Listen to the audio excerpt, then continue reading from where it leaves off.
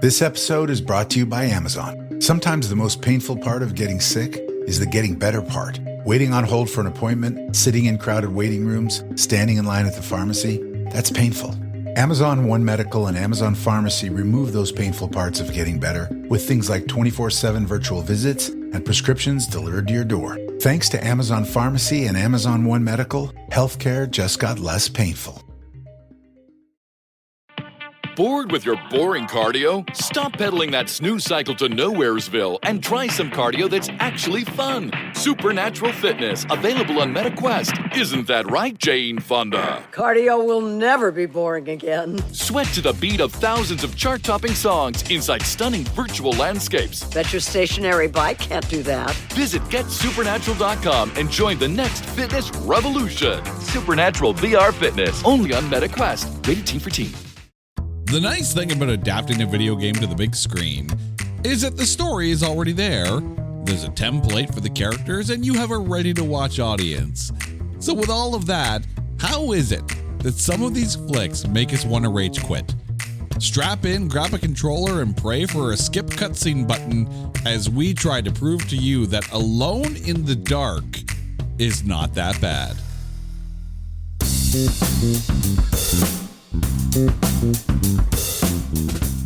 Welcome one and all to It's Not That Bad, the podcast that looks for A grades in B movies, and a proud member of the Pantheon Podcast Network. Hello to all of our listeners in Van Nuys, California, and around the world. I hate to do this to you, dear listeners, but we're going to bring up a film that you're going to wish that if you have watched it, you can forget it. And if you haven't watched it, consider this a public service announcement, because this film needs a warning. A warning that says, caution, film may contain no plot, no sense, and a whole lot of what the actual... I'm not going to swear yet. I'm sure it's going to come. but I'm not going to swear yet. But here to join me to go down this road, somehow I got her to watch this film with me. My lovely wife, Carrie. Carrie, how are you doing? Well, I'm doing well, but I mean, it was an easy sell. Christian Slater, Stephen Dorff, two of arguably my favorite actors from favorite movies, like Stephen Dorff from Entropy with the chain-smoking talking cat. Come on. Well, Entropy was so good. Yes. And Christian Slater. Well, yeah. Come on. We've covered that before. Yeah. Your crush. I get it. Yeah. I understand. So, I understand. Which, you know. Also, that being said, how have we not covered a Rachel Lee Cook film yet? Make it happen. I will make that happen. That's going to happen someday.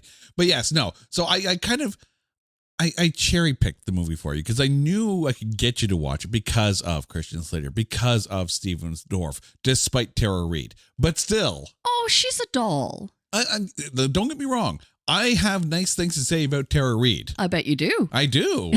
As nice as I have to say about Christian Slater in a tank top with the tattoo on his arm. And actually, you know what's funny? That I don't necessarily have those nice things to say about Tara Reid. I actually have nice things to say about Tara Reid. Legit nice things to say. But we're going to get there. But we're talking about Alone in the Dark. And I want to put this right out on Front Street here. I wanted to let you, our listeners, know exactly what we do for you. Okay? Because this isn't just a podcast. We're a public service. So when I tell you that this film is on Wikipedia's list of movies considered to be the worst, that's the kind of hole I was digging in to pull this film out. I literally thought you just randomly found it when searching. Oh, see, I didn't know that it was endorsed by Wikipedia. I don't know if endorse is the word you would say about this. But the thing is, caution. I know this film was a potential for our Grading on a Curve video game movies episode, but I could not find a decent copy of it to watch. But then it appeared on Tubi, and we watched it on Tubi. Now, I do have to say, I don't know whether it was our Roku device or whatever the case may be. It felt a little out of sync, but we got through it still. We got through it still. Thank God for the commercial breaks. It was a nice little break from the monotony. Yeah, we had to have a mental reset every now and then. So, Yeah. I mean, I don't have a problem with commercials. I think fast networks are great. We grew up with TV. We all know what a commercial is, so we're good. But we're about to go down the road of a film that, yes, is considered to be one of the worst of all time. You did not warn me onto that note. Well, I can't. I have to lure you in somehow. If I were to say, "Hey, sweets, you want to watch a film that it's Christian Slater and Stephen Dorff, and it's potentially one of the worst films of all time," you would still say yes. You usually only need to sell it by Christian Slater and, Stephen Dorff as a bonus. Well, see, two of those three things are enticements. One of them is a detriment. You decide which one is which. I thought it was Stephen Dorff's mullet. Yeah. Like, what the hell? I have notes. But let's get to... The hair and makeup department did not like him. Did him no favors. No, none at all. All right. So obviously we're about to talk about Alone in the Dark. Begrudgingly, yes, but we tackle these movies with aplomb and daring do. And mimosa in hand. Yeah, we're not doing this sober. So, so that being said, it is time to take Alone in the Dark and trailerize it. He bastardized Blood Rain. Not once, not twice, but thrice. He triple tormented the Dungeon Siege franchise. He went postal on postal. Now, Uwe Boll looks to bring his delicate touch to yet another video game in a way that will make you want to shut off your TV and go outside for a good old-fashioned primal scream. Christian Slater somehow got roped into Alone in the Dark, a film that will have you muttering the word "what" multiple times, amongst many other four-letter epithets. He's Edward Carnby, a paranormal investigator and maybe the most normal person on the screen. He's on a hunt to find all his other orphanage mates who are either weirdly super zombie-like, gone full xenomorph, or just mildly off. Don't expect consistency, cohesiveness, or a semblance of sense. It's a movie that will make you wonder why Uwe Boll hates video games so much. Christian Slater stars in Alone in the Dark. Rated R for Razzle Darling. Don't you have anything nice to say? You know what's funny? I do have nice things to say, but they're never in the trailerize. Remember, we tear it down before we build it back up. Bored with your boring cardio? Stop pedaling that snooze cycle to Nowheresville and try some cardio that's actually fun. Supernatural Fitness, available on MetaQuest. Isn't that right, Jane Fonda? Cardio will never be boring again. Sweat to the beat of thousands of chart-topping songs inside stunning virtual landscapes. Bet your stationary bike can't do that. Visit GetSupernatural.com and join the next fitness revolution. Supernatural VR Fitness, only on MetaQuest. Rated Teen for Teen. But let's get into who is in this film. The movie stars Christian Slater, Tara Reid, Stephen Dorff, Frank C. Turner, Matthew Walker, Karen Conoval, and many other disposable people. Because there are a lot of bodies in this film. However, there was an almost starring in this film. Uwe Boll, the director, had actually wanted Christian Bale and Jessica Alba for the lead roles. Can you actually picture Christian Bale swapping in for Christian Slater and Jessica Alba taking over the Tara Reid role? I'm glad that it turned out the way it did. Although I could see Christian Bale being perhaps the Doctor. Possibly. I have thoughts. I have thoughts. I mean, there's an aspect of this film that I'm almost hesitant to talk about, but the notes are in IMDb, so I think it's actually safe to say Uwe Boll had a big problem with the casting of Tara Reid in this film. mainly because, and again, this is all according to Wikipedia and IMDb. Tara Reid had a no nudity clause in this film.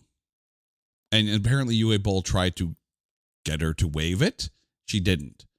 So here's where one of the first things I say to Tara Reid is, kudos to Tara Reid for standing her ground, because this film didn't need it. I was going to say, like, there was absolutely no need. In fact, I think that there wasn't gave, huge credibility to her character. Now, keep in mind, we didn't watch the director's cut because there was an unrated director's cut that was released in Germany, France, and Australia. We didn't watch that cut. We watched the one that was on Tubi, so the regular North American theatrical release of the film. Apparently, in that unrated director's cut, there is a love scene. But Tara Reid stuck to her no nudity clause, and cheers to her for that. This film didn't need it. No. In fact, you know what? The fact that it's not there, again, makes it even better. Absolutely. It's not necessary. No, not every film needs boobs. It would have been too predictable. Yeah. And just. There's no need.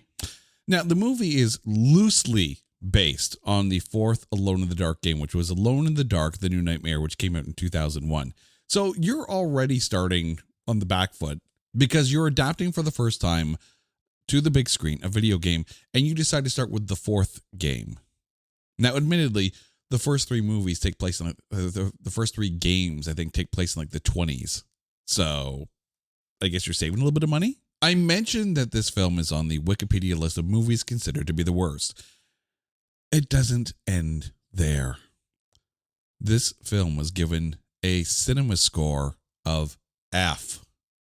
One of only two films in 2005 to get that score at Cinema Score. The other film was Wolf Creek, which I think the only way I can describe Wolf Creek from what I've read about it is Australian hillbilly torture porn.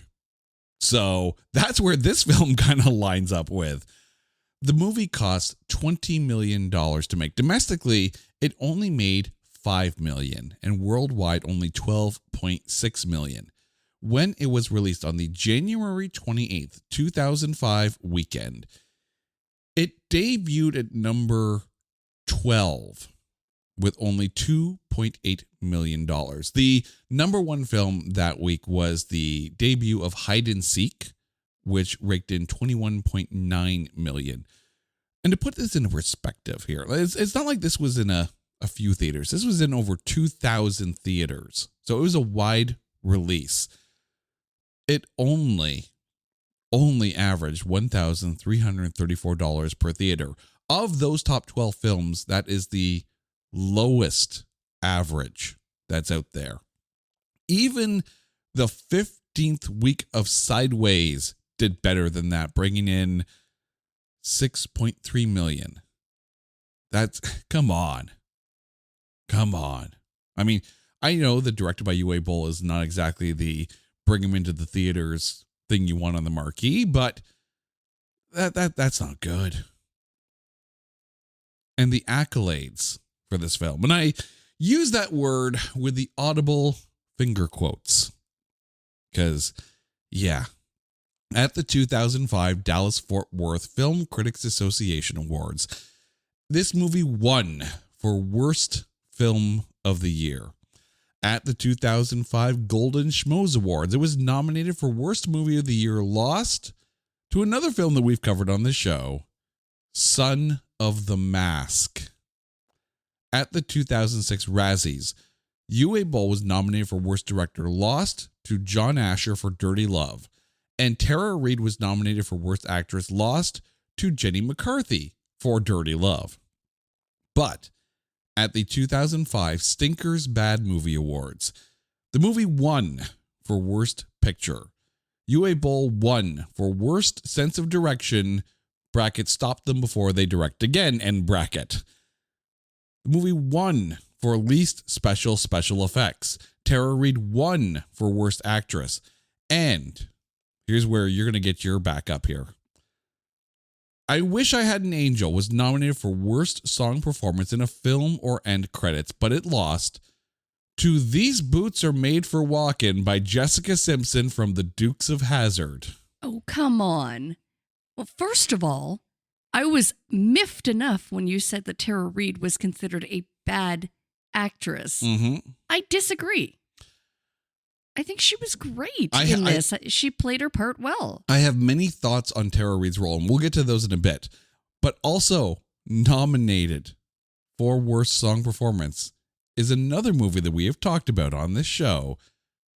2 songs from Undiscovered by Ashley Simpson were also nominated in that same year. Come on, leave the Simpson girls alone, will ya? The problem is, Wish I Had an Angel by Nightwish is actually a good song. I don't know why it was nominated, but I have thoughts. I do have thoughts. But the reason why we are here, and not because, Carrie's got a thing for Christian Slater. And we must defend Tara Reid. We will, are the critics. Over at Rotten Tomatoes, this film has a tomatometer of 1. Ooh. 1%. Well, it has 1. It has 1. That's 1 more than I thought. The popcorn meter sits at 11%. The Metascore over at Metacritic is 9. At IMDb, it has 2.4 stars out of 10, giving it a 24% rating. At Letterboxd, it has 1.4 stars out of 5 for a 28% rating. And at the Movie Database, it has a 32% score, giving this an aggravated aggregate of 17.5%. So, 17.5%. If we take a look at the lowest score of 1 and the highest score of 32, if you're throwing a dart at a board between those numbers, where are you putting this before we get to the breakdown? I'd give it at least in the 20s. It wasn't worthy of a 1. Come on. The fight scenes at point made it laughable. Mm-hmm. But I blame that more on the direction, the stunt choreographer. Like, it had potential. It did have potential. Can you hear the audible quotation fingers in everything that we say on this episode? Because they're there. I mean, as far as the sci-fi or the video game aspect, I think it was sitting at least mid-20s. Like, I give it about a 25 with the alien creatures and the little spinal succubus. I mean, here's the thing. And I admit that I have never played any of the Alone in the Dark video games. And I know you haven't either. I had no idea it was even based on a video game property. Well, there you go, right? So... But the thing is, the Alone in the Dark series is a survival horror series. And this film doesn't feel like a survival horror movie. Now, I do have to question, does that fall under the realm of paranormal investigator? Like, I always thought of paranormal investigation being like ghosts and unexplained phenomenon. Alien creatures that seem to be genetically modified. Yeah. Does that fall under, is that a gray area? I'm sure somewhere in the charter of Bureau 713 that there's. I'm asking for a friend here because I'm trying to understand. To my knowledge, I don't. And again, I've never played the video games, but nothing that I have read about the game that this is based on includes anything about a Bureau 713. So, yeah. So here we are. And here we get to the breakdown. I'm going to start with you, Carrie. Christian Slater as Edward Carnby. Your thoughts? Oh, come on. He can do no wrong. Even when he's tormenting a poor child on the plane. He played the part well. I mean, you know what? Like, as a tormented child who grows into an adult who becomes a paranormal investigator, I thought, you know what? He's believable enough. He's almost, you can tell he's a man who's had a rough past. Mm-hmm. And I thought Christian Slater was absolutely perfect to play that role. Yeah, and this is where I'm going to, tip my hat to the casting, because knowing that Uwe Boll wanted Christian Bale in this role, I don't think Christian Bale would be a good fit for this. Now, don't get me wrong. Christian Bale's a fantastic actor and can probably do whatever the hell he wants, right? But Christian Slater's also pretty damn good too. But I think for the tonality of the film, I think Christian Slater works better because Carnby seems a little bit, rough around the edges, right? He seems, someone who's going to get down into the thick of things to do whatever, because he feels, and again, spoilers like a mofo for this film, but trust me, you ain't watching it, so bear with us here. He feels kind of part Indiana Jones, part kind of like a kind of Keanu Reeves kind of character, not necessarily like a John Wick or it's hard to describe this character, right? But it's almost like part Tomb Raider and part Duke Nukem, it feels like. Now, are you saying that because of his trench coat? Well, the fact that he's coming back with this artifact that he had discovered and went out and found, and he is a paranormal investigator. So, when I think paranormal investigator, my first thought is like David Duchovny because of the X-Files, right? Mm-hmm. But he seems more like that kind of like, in the thick of it field operative, even though he's left Bureau 713 at this point. So he is a bit more rough around the edges, even though he's very street smart and knows when he's being followed and, very capable of handling himself in a fight. Like there's a lot to Carnby that makes sense. And I think Christian Slater embodies that very well. He felt very natural in the role. And even when the script was taking massive left turns at Albuquerque, I think that Slater still brought a lot to the role. He made Carnby make sense in a weird way. In a film that doesn't make sense in a lot of ways, this film does. He does make sense in it. Oh, absolutely. I mean, that is the gem of watching Christian Slater do what Christian Slater does. And he can very much take a character and make him enjoyable to watch. Yeah. Believable to watch. I mean, there's a bit of rebellious attitude to Carnby, it feels like. And I don't know if that would work with Christian Bale. It almost kind of made me wonder, though, like, why him? Of all of the orphans from the orphanage who clearly went the other way or became controlled by this symbiont, mm-hmm. How did he rise above it? So I can answer that question. Okay, because I was paying attention. I missed something. So all of the children at this orphanage were implanted with this parasite, right? Which I'm going to bring this up now because there's an aspect of this film that actually had Carrie looking away. So I'm going to let you describe my childhood trauma. Yes, please tell us about your trauma. Turn this into a therapy session. Well, it all started when Star Trek, I can't even remember. It was one of the Star Trek II, The Wrath of Khan. Oh, even numbers. Yeah. Okay. Because it was a damn good film. Okay. Well, I mean, aside from the little earworm that I was traumatized, still am, by as I mentioned, the earworm in the Wrath of Khan movie that crawls into the man's ear. Well, in this movie, Alone in the Dark, you get to see the symbiont enter the mouth of the body. So all of the children in that orphanage had the parasite implanted into them, but Edward was the only one of them who was accidentally electrocuted.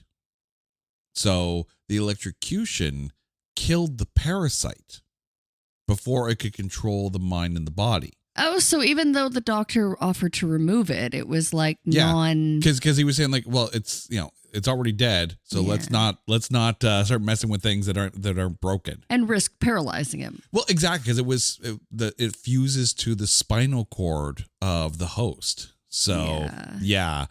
But because it was already dead, even though it didn't look that dead when they put the X-ray up to him, I'm like, that tail is still twitching. I'd want to get it out of there if I were him. But apparently being electrocuted saved him from turning into some weird zombies, more not quite consistent kind of character. But it did leave it open to, is it really dead? Like, can it come back? So, yeah, that's the thing. This film ends on a very ambiguous ending. And that's by design because Uwe Boll changed the ending. Now, apparently, and I have to point this out because we're getting to Tara Reid's character in a second here. There were apparently 7 different versions of this script at one point. And no one's quite sure exactly which version of the script or which parts of the scripts made the final version. And that makes sense. Because this kind of feels like a Frankenfilm at times. Because in one hand, it feels very Tomb Raider, Indiana Jones-esque with all these artifacts and doohickeys and whatnot. Basically, it's a MacGuffin. It's a MacGuffin that they have that opens this door or whatever. But at the same time, it's very Pitch Black-esque where everything's happening in the dark and there's these creatures that everyone has to kill and it basically turns into a shootout. So the movie kind of walks or tries to walk in 2 different lanes and doesn't quite know exactly what it is. And I think that hurts some characters, specifically Tara Reid as Aileen Cedric. Your thoughts on her? Well, I've already defended. I thought she was wonderful. I loved the scene where she reconnected with Christian Slater's character. And at first, she's so overwhelmed with joy to see him. And then turns and clocks him. He had it coming. I love that. Yeah. And you know what? I thought as far as making her very smart and again, very her character had credibility, like, yeah. Yeah, I actually like now, that being said, when I say that this is loosely based on the video game, Aileen and Edward are not in a couple. In the video game, here they are, right? So, that's a minor change, and I can overlook that. But the thing is, when they're at the museum and she's, basically doing her job, there's a naturalness to it. She works in that role very well.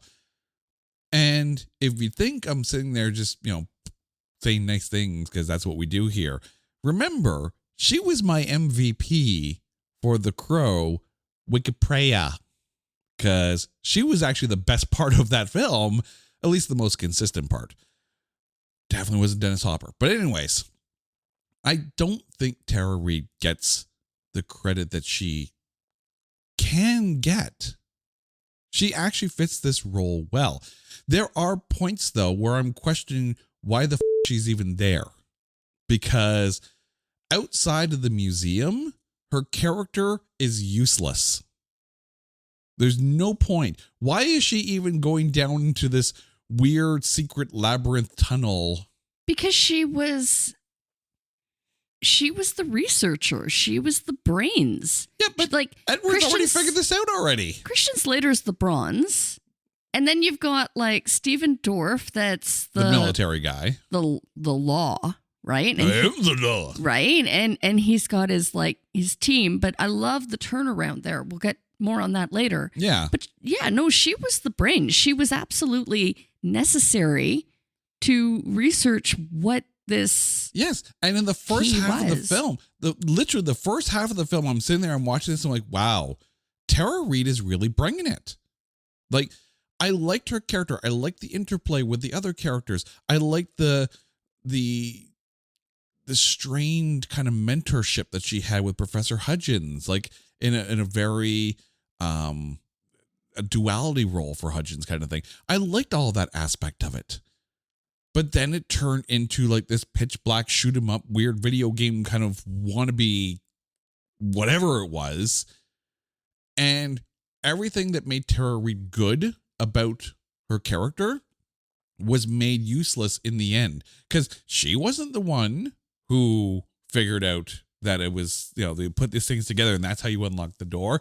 She wasn't the one who was putting together all the pieces as to the orphanage and these creatures, and the Bureau 713 was behind it all the time. Like, she's literally there to run. That's it. You had a good Tara Reid character in the first half of the film, and then you had Faceless Blonde running beside the hero in the second half. That's actually, you could have had so much better. It was a disservice to her character, to her role. That's the word I was looking for. Thank you. She could have totally been more of an instrumental in the science behind it. Yeah. Like, she was solid in the first half, and then she was there to read things in the second, and that was it. And I think that happened like twice. That's about it. Give your main characters some meat to work with, and you will get good performances. Stephen Dorff, who played Commander Richard Burke, kind of the head of Bureau 713. Your thoughts on him? Oh, I was so psyched to see him, even in spite of the mullet. You know what? I don't think we see enough of him, to be completely honest. As an actor, we need more Dorff. Yeah. But you know what? I really like the turnaround. I found at the point when they started working together, he actually became, I think, more useless than Tara Reid's character. Yeah. He really did. He just kind of stood back and let Christian Slater lead the charge. And I mean, rightfully so, but yeah, no, he became a little useless in the end. I mean, you have a really good actor in Stephen Dorff. You do. And you give him a role that doesn't allow him to give you something. If you have an actor that can give you gravitas, let him give you gravitas. Commander Burke is a generic character. You could have put anyone in that bad hairdo and it would have worked, because there was nothing much to Burke. He was in charge, kind of useless, gets in the way a little bit until he realizes that, maybe he was right all along, and then goes along with everything. That's all Burke is there for. And you have Stephen Dorff in that role? Give him some meat to eat. Give a good actor something to work with. And again, I realize I'm maybe asking for too much out of a directed by Uwe Boll film. But I mean, when we covered Blood Rain, we covered In the Name of the King, a Dungeon Siege Tale, in our very first Grading on a Curve episode of Video Game Movies. And In the Name of the King was my number one pick, much to some of yours chagrin. But this could have been good, because at first I'm like, this film started with like this very interesting plot of like, you have all these items, these artifacts, and you also have these people who are almost superhuman in their inability to feel pain. And what's the connection, and why is this guy hunting down Christian Slater and trying to get this artifact, and what is this artifact? And you have an intriguing plot with a MacGuffin ready to go, and if it falls into that Tomb Raider kind of vibe, then I'm kind of there for it. But then it devolves, and characters that should have been more important mean nothing. And characters who were important start to turn into nothing. So, yeah, Stephen Dorff sat at the buffet table and had a leaf of lettuce. That's pretty much what you get. That's so sad. But an apt analogy, though. Can we talk about the horrific fight scenes that were just... You want to get into this now, huh? So poorly choreographed. They were just You said choreographed. Just awful. Well, they were. And that was so completely obvious. And that's the problem. Yeah. They were so completely obvious. So up until about the halfway point or like the 2/3 point of this film, it's this very like there's a mystery to solve, and like there's lots of different chess pieces moving. And then all these xenomorph like characters start attacking people in Carnaby's apartment, with his loft apartment, which how big is his loft apartment? Because they made it seem like they knocked him down into a warehouse, and then everything goes black, and it feels like everyone is shot in front of a green screen and overlaid against each other, and it's so bad. And then you get like this music video. Music, yeah, it's pretty much like a bad music video, right? And that's the thing. Up to this point in the film, there's been no rock and metal in this soundtrack, and then all of a sudden, boom, raw, like what the just happened? And I understand that Nuclear Blast Records put money into promoting their bands on this soundtrack, and we know that this is a thing that works. I took a look at the list of the bands on this, and they're all like heavy bands, and I'm like, cool, but does it really fit the film? No. Not the way it hit you like a freight train when it did. It was like, whoa, wait, when did this turn into a thrash metal video? Right? Because up to that point, the score was very mysterious and very like it set a mood. And then all of a sudden, like, no. If you're going to go full metal, right? Rollerball did that. Rollerball is a horrible film, but the soundtrack went throughout and it felt like it was part of the film. This felt like, and now for a commercial break brought to you by Nuclear Blast Records. Like, what? If they were going to do it, though, they should have used it right from the get-go, from that very first scene where, dude's following his cab and it turns into like a fight. Yeah. Put some metal in there. And then it feels like it's normal. But this came right out of left field. And you're like, and it doesn't help that the visuals all of a sudden, like, what the hell's going on? Like, gunfire's going this way and creatures going that way. And they're both kind of in the same direction. Like, and you're not quite sure what's going on. And you're like, reset the PlayStation because it's starting to glitch. Like, what the hell happened here? And then all of a sudden, like, like once all like people are dead and all that, it's like, oh, well, let's move on to the next scene. Like, what? There are bodies all over Carnaby's apartment and weird xenomorph-like creatures that killed them. And you're like, oh, well, that sucks. Next. The song's over. Let's move on. And scene. And scene.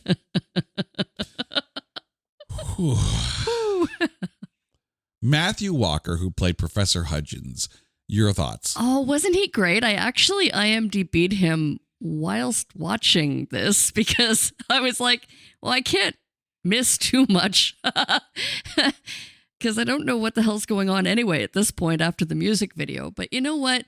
He was absolutely perfect. I mean, would I have put Christian Bale in that role? Maybe. No, because I think Christian Bale was too young for that role. Too young, yeah.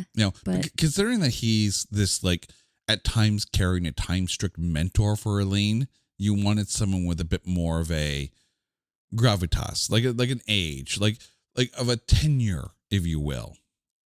And I loved him in this until the very end. Because up to that point, you have that duality in his character, right? And then next thing you know, you enter the Forbidden Forest and all these xenomorphs are running out around him. And he's like, go get them. Like, holy crap. You just went full on like evil mastermind. Right. Like, he became Grandpa's off his meds. I was going to say, he became their like father figure or grandfather. Well, he was, because he was the one who did all these. Run, my children. He's the one who put the parasites into these kids. Yeah. Right. And that's what they turned into. So yeah, I kind of get that, but could you dial it down a bit there, Grandpa? Woo. Because yeah. And the thing is, dude, it's like I recognize they're in this weird like mine shaft kind of thing, but then all of a sudden this forest appears out of nowhere. Like, I don't remember there being a forest there. It's like, I get it, it's a cool look and all that, but again, consistency, people. I love your reaction at the end where you were like, and when did it become daylight? When they come out of the bomb shelter. Oh my God. Okay. So, oh boy. So they go into like this weird bomb shelter secret lab kind of thing, and they fight their way through, and like you open it up, and there's like the dark hall of nothingness that's filled with xenomorphs, and they blow it up with a very small explosion apparently. And somehow that kills them, and they make their way out, and it's daylight all of a sudden. When did that happen? I guarantee you the passage of time wasn't that long. And it's like, I know I shouldn't expect too much from this, but I like all of a sudden, and I would have understood if it was dawn, right? The sun's just coming up, right? We're just getting a magic hour. It's noon, like when noon. they pop out. Yeah. Like the sun is high in this one. Like, Time is irrelevant. Time really. is an illusion. Lunchtime doubly so, and making sense of this film triply so.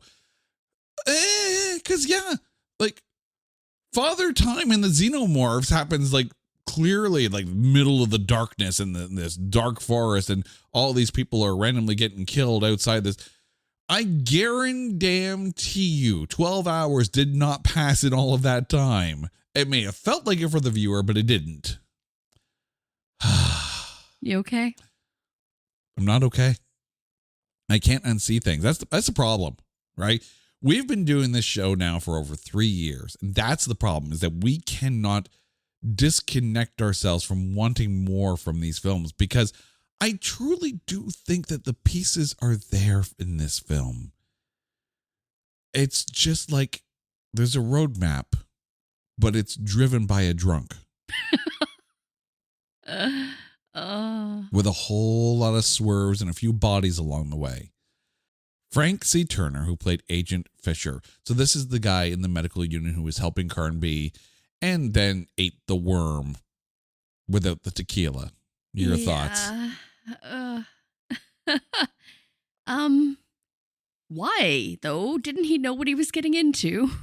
No, apparently he didn't. But of course, by discovering these parasites that were fused to the spinal cords of the kids from the orphanage, which is, when they realized who the guy was that they had, and they realized his backstory, it's like, oh, right. So clearly you're going to toss a parasite into him. But that's like, he doesn't go full xenomorph though. Like and that's the thing, like, I don't even know if these xenomorph kind of creatures are the kids, or the kids were just turned into zombie-like creatures, and the xenomorphs thing is where the parasites come. Like, there's no explanation to any of this whatsoever. None. Okay, thank you for that, because I was like, what are these creatures? Or were at one point were they human? Like, I don't know. Where did they come from? Movie doesn't tell me. Where did they go when the sun rises? Right? Like, clearly to the orphanage when the sun rises. But the thing is, again, Agent Fisher was really good in the first half of this film, because he actually adds a level of likability to Carnby. Because if this guy is still helping Carnby, even though Carnby is no longer in Bureau 713, then makes sense that Carnby's a good guy, because this guy's vouching for him, right? Even going against the Bureau itself and Agent Burke. And then he eats the worm. Yeah, but he had to have known. Like, what? Like, why? There was no reason for it. It was random. The reason was Professor Hudgens didn't want him digging deeper into these parasites. So he fed him a parasite. But then you take him and you turn him into like weird, like he may as well have just sat there going, brains. Again, for no apparent reason. Karen Konavassel, I hope I pronounced your name right. If I don't, I apologize. As Sister Clara. Oh, loved her, and how heartbreaking it was that she reached her demise. Because I think her character could have had so much more potential. I mean, she was helping Carnby. Like, Yeah. she was getting the files of the orphans and helping him. I think I mean, maybe obviously it was supposed to elicit this reaction, but I wanted more of her and I wanted her to have a better outcome. Is it weird that I wanted to see her die and not just kill her off screen? I wanted to see Hudgens cleaning up the loose ends. Her death was like an afterthought. Oh. Like, because she did create a sympathetic character that did help Carnby, right? And we saw Hudgens, flush the toilet with the doctor, right? Let's see him flush the toilet with Sister Clara too. But I think it was just as heartbreaking to see what had happened when they weren't there to protect her. But it took away the importance of the character by just offering her off screen. Mm. You don't even need to make it brutal or anything. Just, it looked like it didn't end well. Well, no, it didn't end well, but let's at least get something. Like, let's go back to the orphanage for just a brief minute or two. I disagree. I think they did it out of respect in that regard because she's a sister.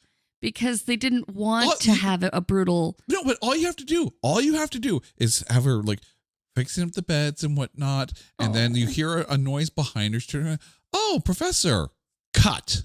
That's it. That's all you need. We didn't even get that. I don't know. I thought it was sad enough. Because by not giving us not necessarily the moment of her death, but at least the implication that she's a loose end that needs to be cleaned up, you take away her importance to Carnby. I don't know. I think they portrayed that okay. I mean, only because you had decent on-screen repertoire between Clara and Edward. Ed Anders, this is the last guy we're talking about, as James Pinkerton. This is the first guy that was chasing down Carnby in the the big fight scene in the fish market kind of thing. Wasn't he like Teflon? Like, right? Didn't matter how many times you shot him or what fell on him, he just got up and kept ticking. Right? Which, again, made it started with a bad sense of, wow, the fight scenes are just really bad. Just really poorly done. Tell me how you really feel. It was bad. But the nice thing is, he gave this very Robert Patrick in Terminator 2 kind of vibe to Pinkerton. He's unstoppable. You can shoot him multiple times, and even though he's bleeding, you can tell that these are wounds to a human. It's like, how is he still coming? Like, it set a tone, and regardless what you say about the fight scenes and the fight choreography and whatnot, it set a tone and a mystery off the bat, right? Which is why I was like, okay, I'm kind of into this story, right? There's something about these people that's turned them into unstoppable zombie-like creatures. Superhuman. Yeah, exactly. Life forms, So then Carnaby's got to figure out what's doing it. And that's where you can get the survival horror thing in, not turn it into a pitch black like shootout. Meh. Can we talk about the cab driver? The original cab driver. He was fun. I hated seeing him die. He wasn't around long enough. He would have been good for comedic relief. Like, if that character, if it became Carnby's indebted goal to keep him alive, and you want to turn him into like Dopinder from Deadpool? Keep him around for. But this film doesn't need comic relief. I know, but he was enjoyable to watch. It's supposed to be a survival horror game. He was fun. He could have been like the resident video game expert for all we know. Yeah, but then it turns it into like meta humor. I know, and but it would have given the movie something. No, that would have given it a third lane to veer all over the place. Like, this car is driving in multiple directions at once as it is. Let's not give it a third direction, right? This is like trying to hit O, X, and square at the same time. Your hand doesn't bend that way.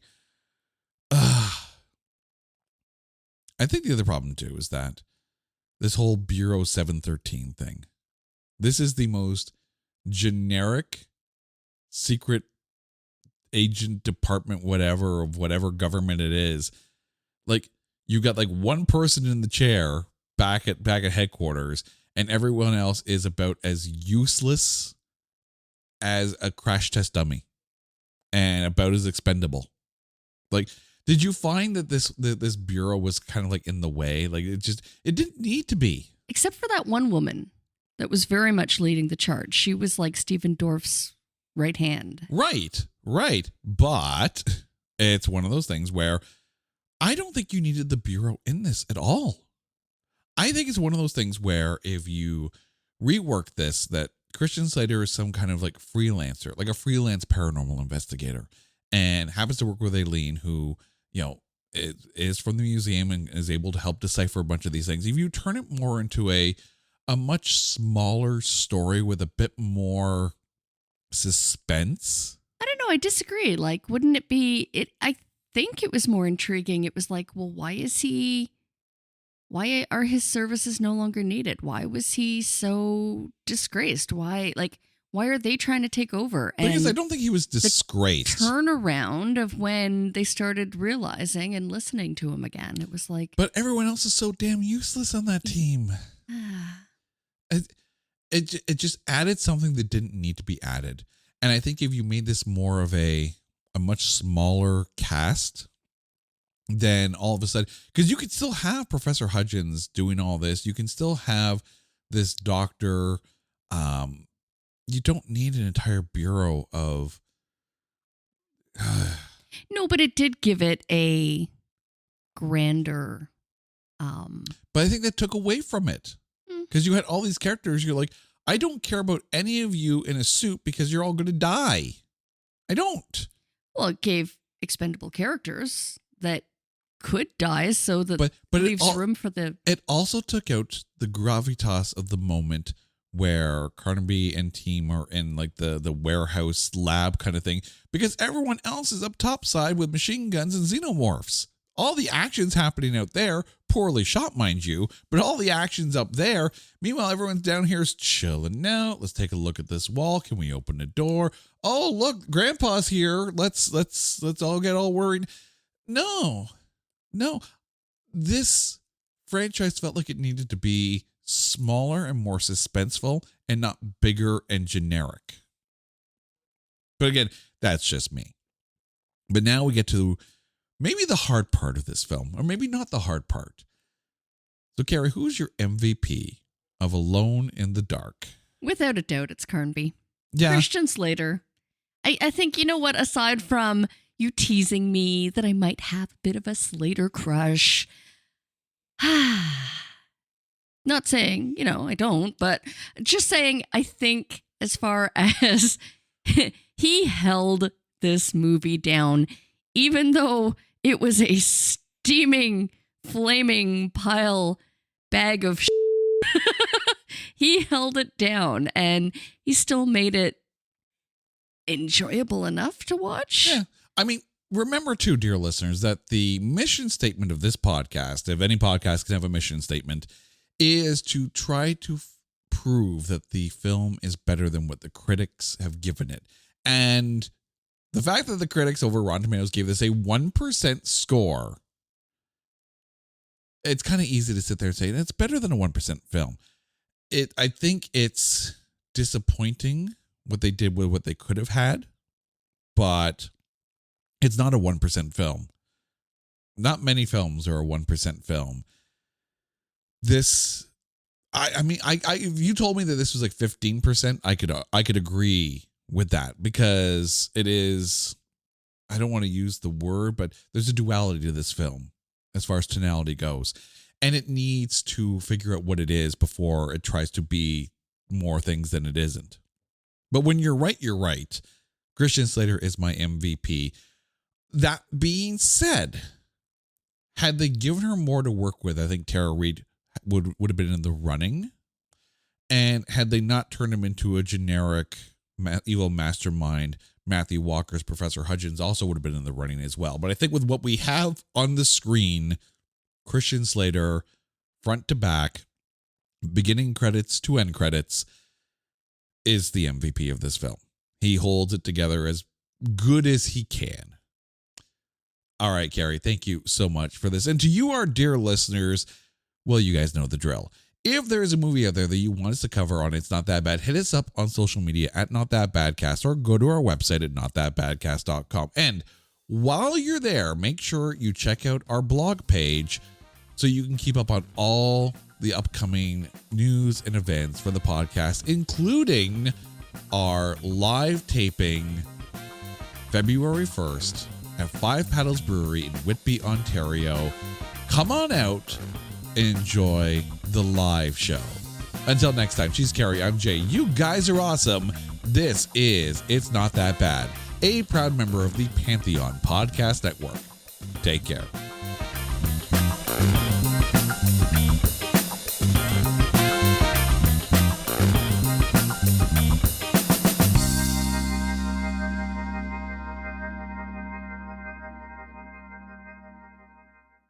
Hey, this is John Moses and Tyler Morrison from the Fight Stories podcast. And we want to welcome everyone from Pantheon to check out the podcast that goes from pros to average Joes. We got MMA champs, boxing champs, NHL tough guys, funniest comedians in the world, and of course, stories from guys like your drunk Uncle Tommy on Thanksgiving. That's right, because we're the voice of the streets and we want to hear from you guys, because what's better than hanging out with your crew and reliving the old glory days? Stories like Rigby, who put that guy's head through a popcorn machine in front of his 5- and 6-year-old son while eating chicken wings at the bar. It doesn't get any better than that. Everyone has a fight story. We want to hear yours.